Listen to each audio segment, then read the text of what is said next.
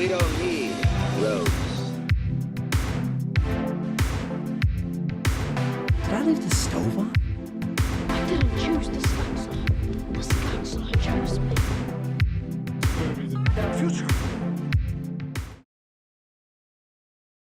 Alright, insert catchphrase. And welcome back to your ultimate film-obsessed podcast experience. A show that will finally prove that movies are the future.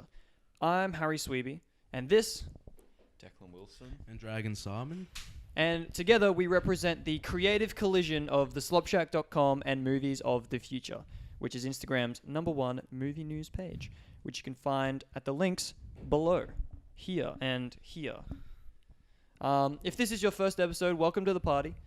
We've put together a little FAQ which explains everything you need to know about this podcast, and you can check that out at the link here. If you're in the dark, you will now not be in the dark, so congratulations. Also, we've listened to your feedback since the last episode, and so going forward, we're going to be releasing each segment from the show as its own standalone video, one a day from Monday to Friday, giving you some nice, easily digestible content during the week. So, according to my calculations, this video will only be about 0.97% of your day. Of course, the audio version of the podcast will be going up in its entirety on Podbean, iTunes, Spotify, Stitcher, all of the places you can get audio content online. So make sure to check it out there if you just can't wait for the full version. Yeah, that's pretty much it. How are you guys doing since the last episode? Yeah. Good. That wasn't Seen- confident. Yeah, seen it's many been, movies? It's been alright, yeah. That's good. That's good. It's been going good. It's been a fun time. You seen Yeah. seen many movies recently? I haven't. I haven't. I think I've seen everything that's on this next segment. Oh, Yeah. awesome. Well, let's not waste any time. Let's jump right into the Let's jump. first segment of the show. What's out, folks? Take it away, Dragon. Boom. Graphic. So undoubtedly the biggest movie of January would have to be Glass by M. Night Shyamalan. No. And I understand you haven't seen it, have you? No, I haven't seen it. No. Really? As we were explaining earlier, I would have seen it, except that Ava here, our awesome producer behind the camera, pulled a not so awesome move and took her sister to see it instead of me. Oof. So I'm yet to see it, but I'm excited. I'm very excited. So you guys tell me about it, and Okay. I'm Well, probably gonna get more excited. I really liked it. I'm a fan of Unbreakable and Split, like most people. Nice. And I went in, like, the trailers are very like, oh, this is like a huge coming, but I was like, 20 mil budget, I don't think so. So I went with really low and the bad reviews. Oh yeah, so you did it right then. So I That's sort of went in waiting for it to be completely different to the trailers, and therefore I actually really, really liked it. But that's not to say, like, there are bad parts about the film, but for me they didn't affect me as much as you. Yeah, so it's been about maybe a week or two since we saw it, and Okay. I've allowed it time to sort of mellow. And for like 80% of the movie, I really liked. Again, I didn't go in with the highest expectations because it looked action heavy, and I've seen Unbreakable and Split, which were pretty slow burn sort of movies. So I was expecting a bit more talking, not as much action scenes. So I was still impressed, but that third act, like when everything was starting to unravel, I appreciate it a lot more now, like thinking about it. But like at the time, I was just like, Yeah. what is this? Bit of a like Bad Times at El Royale sort of third act, or is it just sort of It like was- weird? It's a pretty interesting twist. I mean, You know, Okay. classic M. Night Shyamalan. Yeah, but yeah. yeah. I mean, I saw Unbreakable like maybe a week before Glass. Okay. So okay. even like someone who saw it a week, like seeing that payoff wasn't really satisfying. So I can't even imagine anyone who's been waiting 19 years Yeah. for these characters, right? Yeah, fair So, enough.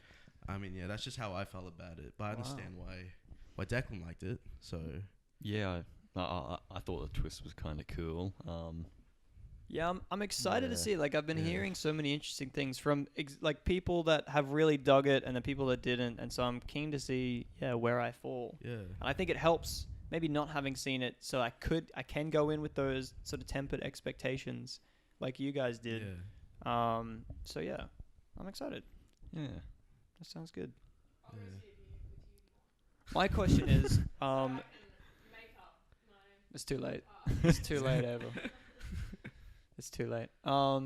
The two things actually, I've heard so many people go, the critical reaction is split, and will the box office be on break? Like it's just, I'm just like, Yeah, I'm nah. over the puns. Yeah. So there's that. But the other thing is, how much money do you reckon it's gonna do? Do you think it's gonna do How alright? much is it made? It's made 164 That's mil great. worldwide, I Yeah. think. Split made like 270 Oh, yeah. worldwide. I don't think it's gonna do as well as Split. I reckon I think it'll just cross 200 mil. Yeah, It'll okay. definitely be like 50 plus mil behind Split, I think. That's not bad though. Like Yeah. especially for a $20 million film. Like it's not as good as they would have been hoping, but still, money's money. That's all Money's they care money. about. And it's decent profit too, like from that low budget. Mm. Yeah. Any news on what he's doing next? He's doing a TV series for Apple. Ah, yeah. I'm interested Yeah. to see how those pan out because they've been, Apple has been announcing stuff. But I yeah, haven't seen anything yet. they've been dragging in, creators and stuff. Yeah. The streaming wars continue. It's been interesting. Yeah. All right, what's next? So another new release this month is a British movie, The Kid Who Would Be King, which is sort of not a modern retelling of the story. It takes place in modern times, like today's world.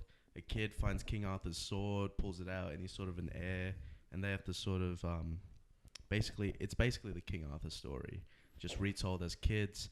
I had no intention of seeing this movie. Yeah, okay. But I just walked in. I was like, you know what, this could be, because the guy who made this is Joe Cornish, who made Attack the Block Mm-hmm. or Attack of the Block. I'm not sure, but and Attack of the block. The block Attack- gets yeah. the block starts attacking. yeah, and It's all totally that different humor movie. is pretty dry humor, which I love dry humor. It's just there's something about it that's just so good, and this movie had a lot of it, and there was a lot of charm in this movie too. There was a lot of touching moments as well, which I did not expect. And There you go. like some of the effects were pretty good for That's the cool. movie. Yeah. Well, Yeah. So that's what you're always kind of worried about with those sort of Yeah, low budget. although it's ones. estimated to be a huge bomb. Yeah. Yeah, it's not making bank. I guess it won't be king of the box office. Uh, I guess the sword shall remain in the stone. Well, I just don't stone. know. just like the King Arthur movie from 2017. Oof. Yeah. There's a great. I recommend it to anyone who is looking for something to do. What's his name? Willems. Patrick Willems.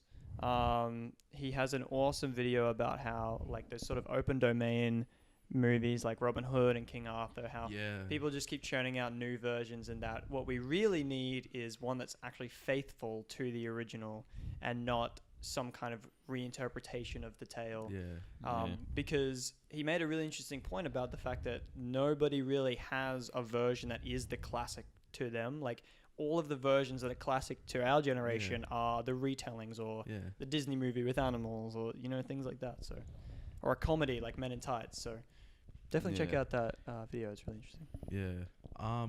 Also, being in Australia, we also get a lot of late releases, especially from movies from 2018. So 3 movies that I also saw from 2018 were Instant Family, Green Book, and The Mule. You saw all of them. Yeah. Damn. How did you do that all at once or just over the last it was couple just weeks? over the past couple of weeks. I saw Nice. Instant Family with a friend who was visiting, Mm-hmm. and we really liked it. Like, I think the director of Instant Family made Daddy's Home, those movies. Right. And I mean, Daddy's Home. They're not good movies, but I definitely enjoy them. But this one was genuinely really good, and it touched a lot of heartstrings Wow. at points. So yeah. I didn't realize that Adam McKay produces all of the Daddy's Home movies Yeah. because he and Will Ferrell own whatever that production company is. So he's even a Okay. part of Holmes and Watson and stuff like that. And I was like, in the span of a week, he had, same day maybe, it was Yeah. Vice and Holmes and Watson, like Those are wild Academy day for Award them. nominee and like one of the Worst worst. movie of Worst all movie time. of- yeah. So God. yeah. But yeah, what do you would you recommend like all of them, one of them, Instant Oh. Family? For like a family movie or like a soft sort of movie, Instant Family. Green Book and The Mule, they're definitely Oscar-y movies, even though The Yeah. Mule didn't get anything from the Oscars. The Mule Yep. is just sort of it's a movie for like the older generation in a way. Okay. Because you're seeing Clint Eastwood like behind the camera and in front of the camera for the first time in a while. And you get all these other stars, Bradley Cooper, Lawrence Fishburne, but they're a bit underused. Like all these big names, Okay. they're not really used as much as you thought they would be. So it's very much a Clint Eastwood Pretty movie. much, yeah. Like it's Just him, He owns it. 88-year-old Clint Eastwood Yeah. enjoying the time of his life, Yeah. singing in the car, all that, you know. Just I think classic he's stuff. done. I think it's 16 movies in the last 18 years. It's like, crazy. And he did he's- 15-17 to Paris last year. as Yeah, well. he's like hitting this, streak. He's just the Yeah. most productive as he hits 90. You know what I mean? It's yeah, like it's crazy. something we can all sort of. And you know, aspire no to one's do. talking about the mule, but it's made $100 million worldwide. No way. Sleeper Oh no, hit. it made $100 million in America Wow. alone. Yeah. There you go. Sleeper hit. So Yeah. How- I mean, it would have only cost what? I mean, I guess Clint Eastwood movies are actually sometimes surprisingly big. But Yeah. Yeah, they're quite. like probably- 30 mil. I have no clue about Probably this around that. budget. But yeah, and the last movie that I saw was Green Book, which is a massive Mhm, hit for the mhm. Oscars. And it's probably my favorite movie of January. Oh But wow. that's not really. I mean, it's not saying that surprising. much. Yeah, But yeah, just all the performances, and it was really unexpectedly funny too. And I hope Mahershala Ali like gets another Oscar because he really deserves it, and so does Viggo Mortensen because he's just transformed into the role that he played, and Awesome. yeah, it's just really good. Yeah, I'm excited to see it. It is frustrating when these movies only slowly get released. Yeah. And Yeah. you hear so much hype that you kind of go into them like, whoa, is it going to meet expectations? Yeah, So- especially with us because last month, like with our top 10, worst 10, we want to include these movies on, but we can't. We haven't seen them, so Exactly.